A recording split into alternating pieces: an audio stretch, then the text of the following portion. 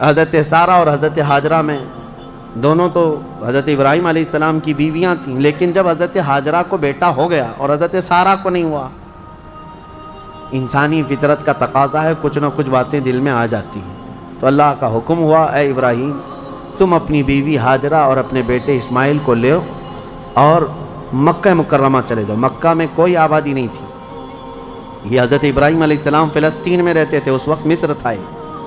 جب مکہ مکرمہ میں آئے، خانہ کعبہ کے قریب حضرت ہاجرہ حضرت اسماعیل کو چھوڑ دیا، کچھ زیادہ راہ جو ساتھ میں تھا وہ کھانا توشہ دے دیا اور کہا مجھے اللہ کا حکم ہے میں جا رہا ہوں۔ واپس چلے گئے اپنی بیوی اور چھوٹے 6 مہینے کے بچے کو۔ یہی تو یادگاریں ہیں حضرت ہاجرہ کے پاس، جب کھانا پانی سب ختم ہوا تو وہ اپنے بیٹے کی پیاس کے لیے پانی ڈھونڈنے نکلیں، پھر صفا مروہ پہاڑیوں پر دوڑتی رہیں 7 چکر، پھر اسماعیل علیہ السلام کے قدموں کے نیچے سے زمزم پانی کا یہ چشمہ نکلا، اور یہ جو تاریخ ہے۔ اس کے بعد پھر حضرت ابراہیم علیہ السلام لوٹ آئے جب اسماعیل علیہ السلام جوان ہو چکے تھے۔ اب اللہ تعالیٰ نے حکم فرمایا اے ابراہیم تم اپنے بیٹے کی قربانی دے دو۔ ایک تو 100 سال کے بعد بیٹا دیا گیا ہے، لیکن اللہ تعالیٰ فرماتا ہے کہ تم اس کو اللہ کی راہ میں قربان کر دو۔ نبی کا خواب سچا خواب ہوتا ہے، عام لوگوں کی طرح نہیں۔ اسماعیل علیہ السلام کو انہوں نے بلایا، وہ پورا واقعہ اللہ نے اس میں ذکر فرمایا۔ ارشاد فرماتے ہیں انی ارا فی المنام انی اذبحک، بیٹا میں نے خواب میں دیکھا ہے کہ میں تجھے ذبح کر رہا ہوں، اللہ کے نام پر قربان کرنا ہے۔ فانظر ماذا تری، بتا کیا کرنا چاہیے۔ مشورہ ہے باپ کس سے؟ بیٹے سے۔ قال یا ابت افعل ما تؤمر ستجدنی انشاء اللہ من الصابرین۔ اسماعیل علیہ السلام چھوٹے ہیں اور عرض کرتے ہیں ابا جان آپ کو جس چیز کا حکم دیا گیا ہے وہ کر گزریے، انشاءاللہ آپ مجھے صبر کرنے والا پائیں گے۔ بیٹا یہ نہیں ہے کہ بھاگ جائے کہ باپ میرا چھری لے کے بیٹھا ہے، اللہ کے نبی۔ اور اس کے بعد لے کر کے چلے حضرت ابراہیم علیہ السلام۔ پہلے تو یہ روایت میں ہے کہ انہوں نے 100 اونٹ ذبح کی ہے اس خواب کے لیے، دوسرے دن بھی 100 اونٹ ذبح کیے، پھر یہی حکم آیا تو تیسرے دن اسماعیل علیہ السلام کو لے کر کے آئے مینا کی وادیوں کے پاس، اور وہاں جب پہنچنے لگے حضرت ہاجرہ بھی تھیں پیچھے پیچھے۔ ابلیس آیا، شیطان آیا، ابراہیم علیہ السلام سے کہنے لگا اتنے سالوں بعد تو بیٹا ہوا اور تم ذبح کرنے لے جا رہے ہو، تمہیں ہو سکتا ہے وہم ہو، چھوڑ دو اس کو، پھر تمہیں بچہ نہیں ہو سکتا۔ تب حضرت ابراہیم علیہ السلام نے زمین سے 7 کنکریاں اٹھائی اور اس کو دے مارا اور کہا یہ اللہ کا حکم ہے، اللہ کا حکم ہے، اور میرے رب تبارک تعالیٰ کے حکم کے آگے میں کسی کے لیے کوئی رعایت نہیں رکھتا۔ وہ حضرت ہاجرہ کو بہکایا کہ تمہارے بیٹے کو تمہارے شوہر ذبح کرنے لے جا رہے ہیں۔ حضرت ہاجرہ نے کہا مجھے معلوم ہے وہ اللہ کے حکم سے کر رہے ہیں، اور اگر اللہ کا حکم ہے تو ایسے 100 بیٹے اسماعیل بھی ملے میں سب قربان کروں گی۔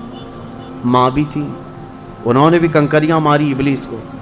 آخری حضرت اسماعیل علیہ السلام کے پاس آیا، کہا تجھے پتہ ہے تیرے باپ کیسے تجھے کاٹیں گے، کیسے ذبح کریں گے؟ حضرت اسماعیل علیہ السلام نے کہا ابلیس، کنکریاں ماری اور کہا میرے باپ عام آدمی نہیں، اللہ کے نبی ہیں، وہ جو کرتے ہیں وہ اپنی مرضی سے نہیں اللہ کے حکم سے کرتے ہیں۔ سب جگہ سے مایوس گیا ابلیس لعین۔ آج بھی وہاں 3 پتھروں کو جو حاجی کنکریاں مارتے ہیں وہ انہی بزرگوں کی نشانی ہے، انہی 3 بزرگوں کی نشانی ہے۔ اب جب لٹایا حضرت ابراہیم علیہ السلام نے تو کس طریقے سے اسماعیل علیہ السلام خود عرض کرتے ہیں کہ ابا جان اپنی آنکھوں پر پٹی ڈال لیجیے آپ، کہ مجھے کاٹتے ہوئے دیکھ کر، خون دیکھ کر باپ کی محبت غالب نہ آ جائے اور کہیں اب اللہ کے حکم کے خلاف نہ ہو جائے، آپ چھری روک لیں، آپ آنکھوں پہ پٹی ڈال لیں اور میرے ہاتھ پیر کو رسی سے باندھ دیں کہ میں تڑپتا نہ دیکھیں آپ۔ ایسے ہی ہوا، حضرت ابراہیم علیہ السلام نے پٹی ڈال لی آنکھ پر اور ان کے ہاتھ پیر باندھ دیے گئے۔ یہ ذبح کرنے کا وقت ہے۔ بھلا کیا رب تبارک و تعالیٰ بھی کسی کے عزیز کو ذبح کرنے کا حکم اس طرح دے گا؟ یہ تو امتحان تھا، امتحان تھا۔ حضرت ابراہیم علیہ السلام گردن پر چھری رکھتے ہیں، لیکن وہ چھری چلتی نہیں، بڑی تیز چھری لائی تھی انہوں نے، چھری نہیں چلتی۔ روایات میں ملتا ہے کہ حضرت ابراہیم علیہ السلام نے اس چھری کو پتھر پر یوں مارا تو پتھر 2 ٹکڑے ہو گئے، کٹ کے 2 ٹکڑے ہو گیا، لیکن گلا نرم و نازک اس چھری سے نہیں کٹتا تھا۔ ایک بات یاد رکھو مسلمانوں، ہمیشہ چھری کی تاثیر ہے کاٹنا، آگ کی تاثیر ہے جلانا۔ لیکن ہمیشہ ایک بات یاد رکھیں، چھری کاٹے گی بھی، آگ جلائے گی بھی اس وقت جب اللہ کی مرضی ہوگی۔ ہمارا عقیدہ یہ ہے، تقدیر، ہاں ان کی تاثیر ہے، یہ کام یہی کریں گے، لیکن اس کے ساتھ ہمارا عقیدہ یہ ہے اگر میرا مولا نہ چاہے تو پھر جتنی تیز چھری ہی کیوں نہ ہو نہ کاٹ سکے گی، جتنی تیز آگ ہی کیوں نہ ہو نہ جلا سکے گی، اور اگر مولا کی مرضی ہے تو پھر یہ چیزیں اپنا اثر دکھائیں گی، باقی ان کا اثر اللہ کی مرضی کے بغیر کچھ نہیں۔ چھری جیسی ہی گردن پر رکھی، اللہ کا حکم ہوا، جبرائیل جاؤ جنت سے ایک دمبا لے کر جاؤ، میرے ابراہیم کا امتحان ہو گیا اور کامیاب ہوئے، ان کے بیٹے اسماعیل کو ہٹاؤ اور دمبا رکھو۔ جبرائیل امین علیہ السلام سب سے تیز سفر کرتے ہوئے دنیا میں 3 بار آئے ہیں، سب سے تیز۔ ایک اس وقت جب یوسف علیہ السلام کو ان کے بھائیوں نے کنویں میں ڈالا تھا، کنویں میں گرنے سے پہلے جبرائیل امین آ چکے تھے اور حضرت یوسف علیہ السلام کو پکڑ کر بٹھا چکے تھے۔ دوسرے جب ظالموں نے ابراہیم علیہ السلام کو آگ میں ڈالا تھا، ادھر سے وہ آگ میں پھینکے تھے، اس وقت جبرائیل امین اتر رہے تھے اور جبرائیل امین حضرت ابراہیم کی آگ میں جانے سے پہلے ہی ان کی مدد کے لیے آ چکے تھے۔ اور تیسرے یہ جب اسماعیل علیہ السلام کی گردن پر چھری رکھ چکے تھے، کون؟ ابراہیم علیہ السلام، اور چھری ہلانے سے پہلے جبرائیل امین آ کر کے ان کو اٹھا چکے تھے۔ وہ جبرائیل امین کی رفتار ہے جو میرے مصطفیٰ کے قدموں کا بوسہ دیا کرتے ہیں، یہ جبرائیل کی رفتار ہے جو رسول اللہ کے قدموں کا بوسہ دیتے ہیں۔ جو قدمہ ہے رسول کا بوسہ لے کر سدرہ کا مکی اتنا تیز رفتار ہے تو میرے مصطفیٰ کی رفتار کا عالم کیا ہے؟ میرے عزیزو، اس کے بعد جب یہ دمبا ذبح ہو گیا، ابراہیم علیہ السلام نے پٹی نکالی، دیکھا بیٹا سلامت ہے، بکرا ذبح ہو گیا ہے۔ قرآن میں اللہ فرماتا ہے وَنَادَيْنَاهُ أَن يَا إِبْرَاهِيمُ قَدْ صَدَّقْتَ الرُّؤْيَا إِنَّا كَذَلِكَ نَجْزِي الْمُحْسِنِينَ۔ ہم نے پکارا، اے ابراہیم تم نے ہمارے حکم کو سچ کر دکھایا اور ہم ایسے ہی اچھا کرنے والوں کو بدلہ دیتے ہیں۔ وَفَدَيْنَاهُ بِذِبْحٍ عَظِيمٍ، پھر ان کو لقب دیا گیا کہ وہ ذبح عظیم ہے۔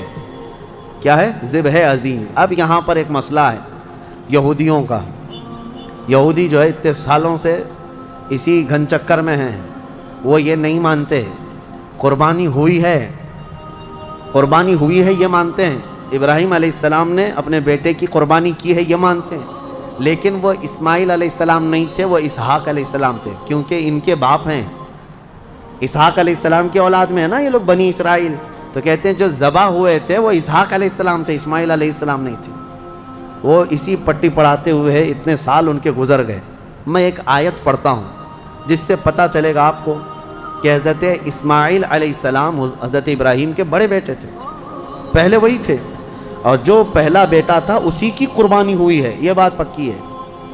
جیسے کہ حضرت ابراہیم علیہ السلام کی یہ دعا قرآن میں، الحمدللہ الذی وہب لی علی الکبر اسماعیل و اسحاق، تمام تعریفیں اس اللہ کے لیے جس نے بڑھاپے میں مجھے اسماعیل دیا اور اسحاق دیا، یعنی حضرت سارہ سے پھر حضرت اسحاق بھی پیدا ہو گئے بعد میں، لیکن پہلے کون پیدا ہوئے؟ حضرت اسماعیل۔ اب دوسری بات یہ بھی ہے کہ حضرت سارہ کو بیٹا نہیں تھا، تبھی تو حضرت ہاجرہ سے نکاح ہوا اور بیٹا ہوا، اس کے بعد پھر حضرت ابراہیم مکہ چھوڑ کر کیا یہ سارے معاملات کیوں ہوئے؟ اس لیے کہ حضرت سارہ سے کوئی اولاد نہیں تھی، ہاں بعد میں حضرت سارہ سے حضرت اسحاق علیہ السلام پیدا ہوئے۔ بہرحال یہ فیصلہ تو قیامت کے دن ہوگا، لیکن میرے آقا صلی اللہ تعالیٰ علیہ وسلم نے حدیث پاک میں ارشاد فرمایا، انا ابن الذبیحین، میں 2 ذبیحوں کا بیٹا ہوں، میں 2 ذبیحوں کا بیٹا ہوں۔ یہ کیا مطلب ہے اس حدیث کا؟ حضور پاک صلی اللہ تعالیٰ علیہ وسلم کے والد حضرت عبداللہ جو حضور کی ولادت سے پہلے انتقال کر چکے ہیں، بچپن میں یہ اتنے بیمار ہوئے تھے کہ حضرت عبد المطلب حضور صلی اللہ علیہ وسلم کے دادا، انہوں نے یہ خانہ کعبہ میں یہ نظر کر لیا تھا کہ میں اپنے اس بیٹے کے قربانی دوں گا۔ کس کی؟ حضور صلی اللہ علیہ وسلم کے باپ حضرت عبداللہ کی۔ پھر جب ان کی طبیعت صحیح ہو گئی تو حضرت عبد المطلب نے 100 اونٹ ذبح کیے تھے، جان ذبح نہیں کی جاتی، قربانی کے بدلے 100 اونٹ ذبح کیے تھے۔ اسی طرح حضرت اسماعیل علیہ السلام کے بدلے میں بھی حضرت ابراہیم علیہ السلام نے کیا کیا تھا؟ 100 اونٹ ذبح کیے تھے۔ تو حضور فرماتے ہیں میرے باپ بھی ذبیح ہیں، میرے دادا اسماعیل بھی ذبیح ہیں۔ تو ذبیح کا لفظ کس کے لیے آیا ہے؟ اسماعیل علیہ السلام کے لیے آیا ہے۔ لہذا دنیا جو بھونکتی ہے بھونکنے دو، میرے مصطفیٰ نے فرمایا ذبح عظیم اسماعیل علیہ السلام ہی تھے، اسماعیل علیہ السلام ہی تھے۔ اللہ کریم ان واقعات سے ہمیں درس کی توفیق عطا فرمائے۔ وہاں پر حضرت اسماعیل علیہ السلام کی ان آداب کو دیکھ کر شاعر نے بہت اچھے انداز میں کہا ہے کہ یہ مکتب کی کرامت تھی کہ فیضان نبوت تھا، سکھائے کس نے اسماعیل کو آداب فرزندی۔ حضرت اسماعیل علیہ السلام نے چوں چرا تک نہیں کہا تھا کہ کیوں لے جا رہے ہیں، کیا کرنا ہے، کچھ نہیں۔ وہ گھر کی تربیت تھی حضرت ابراہیم علیہ السلام کی۔ اتنا ہی نہیں، یہ دونوں نبیوں کے ساتھ بڑی آزمائشیں ہوئی ہیں، بہت سارے امتحانات ہوئے ہیں، ان کو وطن چھوڑنا پڑا ہے، ان کو آگ میں ڈالا گیا ہے، ان کی اولاد کی قربانی بھی ہوئی ہے، اور اس کے علاوہ حضرت اسماعیل علیہ السلام کی جب شادی ہوئی تب بھی ایک بڑی آزمائش ہوئی ہے۔ وہ کسی اور موقع پر عرض کروں گا کہ شادی کر کے جس عورت کے ساتھ رہ رہے تھے حضرت اسماعیل علیہ السلام، وہ بھی ایک قربانی ہے۔ ابھی اس ٹاپک سے ریلیٹڈ نہیں ہے، انشاءاللہ العزیز پھر کبھی عرض کرتا ہوں، لیکن ان دونوں نبیوں کی زندگیاں بڑی قربانیوں سے گزری ہیں، بڑی قربانیوں سے، لیکن ہر چیز میں یہ ثابت قدم رہے۔ سورہ صاد آج ہم نے جو تلاوت کیا اس میں مختصر سی بات رہ جائے گی، ورنہ تفسیر میں، کیونکہ بہت ہی مشہور و معروف واقعہ حضرت سیدنا ایوب علیہ السلام کا اس میں بیان کیا گیا ہے۔ حضرت ایوب علیہ السلام کا نام بہت سارے لوگ اس طرح لیتے ہیں، حضرت صبر ایوب، کیونکہ صبر کا لفظ جو ہے حضرت ایوب علیہ السلام کے ساتھ ایسا جڑا ہوا ہے کہ سب سے زیادہ صبر کرنے والوں میں ان کا نام آتا ہے، لیکن میرے مصطفیٰ کریم صلی اللہ علیہ وسلم سے زیادہ نہیں۔ یعنی ہر اخلاق میں میرے آقا صلی اللہ تعالیٰ علیہ وسلم کی برتری ثابت ہے۔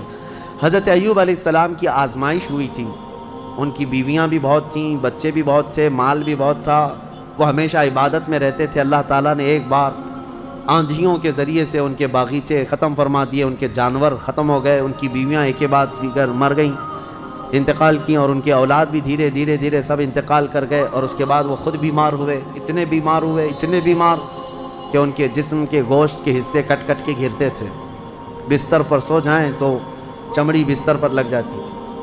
اور اس کے بعد ایک بیوی، ان کی بی بی رحمت، حضرت جمیلہ بھی ان کو کہا گیا بی بی رحمت، ان کے علاوہ کوئی ساتھ میں نہ تھا۔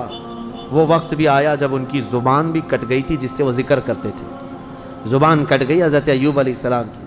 تب انہوں نے ایک عرض کیا تھا اللہ کی بارگاہ میں، ربی انی مسنی الضر وانت ارحم الراحمین۔ یہ ایوب علیہ السلام کی دعا ہے، اے اللہ مجھے تکلیف پہنچی ہے لیکن تو ارحم الراحمین ہے۔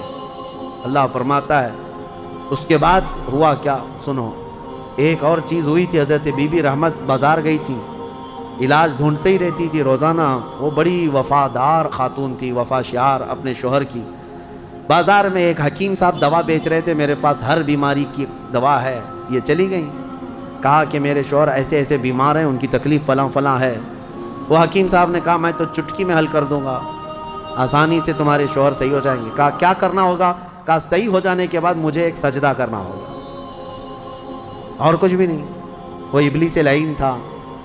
خواتین، عورتیں یہ بڑی بھاؤک ہوتی ہیں، جذباتی ہوتی ہیں، ان کو اپنی فیملی سے لگاؤ ایسا ہوتا ہے، اسی لیے آج باباؤں کے چکر بھی سب سے زیادہ عورتیں ہی لگاتی ہیں۔ صحیح میں کہہ رہا ہوں کہ عورتیں جانا بند کر دیں تو باباؤں کی دکانیں بند ہو جائیں، نہیں چلیں گی دکانیں، کیونکہ اور ایڈورٹائز بھی میں دیکھتا ہوں، بابا لوگ دوسرے کسی عمل کا ایڈورٹائز کرتے ہی نہیں، پیپر میں بھی ایڈورٹائز آتا ہے تو سب سے زیادہ یہی ہے کہ مرد کو مٹھی میں کیسے رکھنا ہے۔ یہ اٹریکٹیو عمل ہے، کیونکہ ہر عورت آئے گی اور ہر عورت کو یہ چاہیے کہ شوہر میرا مٹھی میں رہے۔ اور پھر دوسرا عمل یہ بھی ہے کہ کیسے شوہر اپنی بیوی سے دور ہو جائے، یہ شوہر کی اماں ساس کا عمل ہے، اس کو بھی یہی چاہیے۔ اور بابا انہی دو عورتوں کے بیچ میں کھیلتا رہتا ہے، ایک کو محبت کی تعویذ دیتا ہے، ایک کو نفرت کی دیتا ہے، اور ہر 8 دن پر وہ چکر کاٹتی رہتی ہیں۔ عورتوں کے جذبات کمزور بھی ہیں، کمزور ہیں۔ ان کا بچہ بیمار ہو جائے تو یہ نہیں دیکھتی کہ کس کے پاس جانا ہے، جس نے بھی تھوڑا مشورہ دے دیا یہاں جاؤ، چلی جائیں گی۔ ایسا نہ ہو، ایمان والی خواتین بنو، ورنہ تم میں اور بھینس میں کوئی فرق نہیں، بھینس ہر جگہ منہ ڈال دیتی ہے، اس کو یہ نہیں پتہ ہوتا ہے کہ کس چیز کو وہ کھا رہی ہے۔ بچہ تمہارا ہے یقیناً. بعض عورتیں وہ بھی ہیں جو اپنے بچوں کی صحت کے لیے کبھی کسی درخت کو جا کر کے ناڑا باندھ کر کے آ گئیں, کہیں تالا لگا کر کے آ گئیں, کہیں کسی پتھر پر تیل ڈال کر کے آ گئیں. سب کیا کیا ہوا ہے, یہ ہو بھی رہا ہے. کیوں؟ ان کو کوئی مشورہ دیتا ہے چلی جاتی ہیں. ایمان مضبوط رکھو, اللہ ہی شفا دینے والا ہے. اور جائز طریقے سے, حلال طریقے سے اگر کوئی چیز ملتی ہے تو بالکل علاج کرو, بالکل علاج کرو. ہم یہ نہیں کہتے, لیکن یہ نہیں کہ کسی نے مشورہ دے دیا تو اپنے بیٹے کو گائے کا پیشاب بھی پلا دیا, پیٹ درد صحیح ہو جاتا ہے. تو آج وہ کنیا بابا کا پیشاب تو بکتا ہی رہتا ہے, تو بہت سارے لوگ اس میں بھی پریشان ہیں. پہلے تو ڈائریکٹ گائے کا لیتے تھے, اب پاکٹ میں آ رہا ہے تو لوگوں کو ایسا لگنے لگا کہ شاید اب کچھ اس میں اپ گریڈ ہو گیا ہے پیشاب, اور یہ صحیح میں دوا کا کام کرتا ہوگا. کیونکہ آج یہاں دیکھ رہے پوری دنیا ہنس رہی ہے, آپ ہی نہیں, پوری دنیا ہنس رہی ہے. پورا عرب, امریکہ, اور جس کی یہ اقتدا کرتے ہیں پیچھے بھاگتے ہیں. یورپ بھی ان پر ہنستا ہے کہ یہ گوبر اور پیشاب کے پیچھے کیسی ہے قوم. ہاں کبھی اس کو کوہ نور بتا دیں, کوئی کینسر کا علاج بتا دیں, کورونا کا علاج بتا دیں. عقل سے کچھ نہیں ہے. لیکن میں اپنی عورتوں سے کہنا چاہتا ہوں, تمہیں کوئی بھی اس طرح کا مشورہ دے تو بھاگ مت جانا. ابلیس یہاں پر الگ الگ لباس میں ہے, الگ الگ لباس میں ہے. ہزاروں رہزن ہیں لباس خضر میں. یہاں حضرت بی بی جمیلہ, بی بی رحمت آئیں اپنے شوہر کے پاس, کہیں مبارک ہو تمہارا علاج مل گیا. ایک بڑے حکیم صاحب ہیں, وہ علاج کر دیں گے. حضرت ایوب علیہ السلام نے کہا ہمارے پاس اجرت دینے کے لیے تو کچھ ہے نہیں, کیا دیں گے؟ کہا کچھ نہیں دینا ہے, آپ صحیح ہو جائیں گے تو ان کو ایک سجدہ کرنا ہے. وہ حضرت ایوب علیہ السلام جلال میں آئے, بیماری کا عالم میں.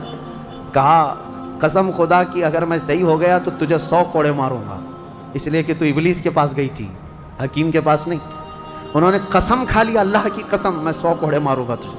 اپنی بیوی کو انہوں نے توبہ کر لیا. اپنی بیوی, ان کی بیوی نے کہا مجھ سے غلطی ہو گئی, میں بھول گئی, آپ کی محبت میں دوڑی. یقیناً وہ ابلیس تھا. پھر اللہ فرماتا ہے ہم نے ایوب کی دعا سن لی اور کہا ارکض برجلک ھذا, اپنا پیر زمین پر مارو اے ایوب. انہوں نے پیر زمین پر مارا تو وہاں سے ایک نالا, ایک چشمہ جاری ہو گیا پانی کا. اللہ نے فرمایا اس میں نہا لو, اس پانی سے.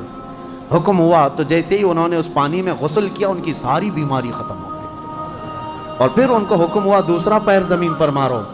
صحت یابی کے ساتھ جب انہوں نے دوسرا پیر زمین پر مارا, اللہ نے ان کے جتنی اولاد, ان کی اہل و عیال جو بھی ختم ہوا تھا سب کو دوبارہ زندہ فرمایا, سب کو واپس لوٹایا. تم امتحان میں کامیاب ہو. آج کے پارے میں ہم نے امتحانات ہی پڑھا ہے, اس کے بعد پوری نعمتیں, بلکہ اللہ فرماتا ہے جتنا ان کے پاس تھا مثلہم, اتنا ہی ہم نے اور ان کو بڑھا کر کے دیا. سب اپنی جگہ پر. لیکن ایوب علیہ السلام اپنی قسم کے لیے بیٹھے تھے تیار کہ 100 کوڑے تو مارنا ہے ابھی. حالانکہ اتنی وفادار خاتون کے سب دور ہو گئے تھے لیکن بیوی دور نہیں ہوئی. لیکن اللہ کا حکم اپنی جگہ پر. وہ نبی ہیں, عام لوگوں کی طرح نہیں کہ تمہاری طرح صبح سے شام تک ماں کی قسم باپ کی قسم کرتے رہے. اللہ کے نبی کی زبان سے نکلی ہوئے الفاظ ہیں, ان کے جھوٹ کا شائبہ بھی نہیں ہوتا. لیکن رب ذوالجلال کو رحم آیا, کہا میرے بندے کی بیوی اتنی خدمت کرتی رہی, اب اس کو 100 کوڑے مارے گا تو یہ مر جائے گی. اللہ نے فرمایا جبرائیل کو جائے, جبرائیل جاؤ ایک جھاڑو لے جاؤ, جنت سے ایک جھاڑو لے جاؤ جس میں 100 کاڑیاں ہیں, 100 کاڑیاں, اور دے دو ایوب کو اور کہو اس سے ایک بار اپنی بیوی کو مارے, اس کی قسم پوری ہو جائے.